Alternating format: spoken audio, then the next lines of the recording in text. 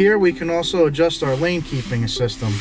So that is actually listed right on the left side here. If we tap the left side, you're gonna see our little car has little dotted lanes to the sides of it. So that's how you know your lane keeping is on. So to change that, we're gonna go back to our settings here on the left screen. We're gonna hit OK on lane keeping assist. So the main purpose of the feature is to basically guide you and alert you. Say you start switching lanes, or say you're swerving a little bit, you dip into another lane. It's going to actually vibrate your steering wheel. It can aid you back into the lane. It could do both, or you could turn it off and not worry about it. So one mode here is alert.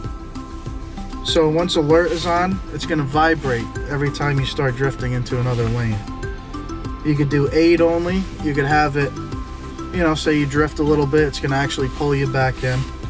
And then both you could set, it'll actually vibrate, it'll give you the warning, and it'll also aid you back into the lane. So it'll keep you nice and safe. Pre-collision, you can also adjust the sensitivity for that feature also. High, normal, low. So it's pretty good. They give you a pretty good selection here. Keep it nice and flexible, just to keep you safe, keep everything convenient. So now, on the right side of the screen, not as complex. You have over here, you have entertainment, navigation, and phone. So you can access those with a very identical pad over here. You know, up, down, left, right, and OK. So it'll say what's playing on your radio. You get a little compass here. And the phone's not connected yet, but you could get your missed calls, recent calls. Also, you're not distracted. You can do everything right here while you're driving.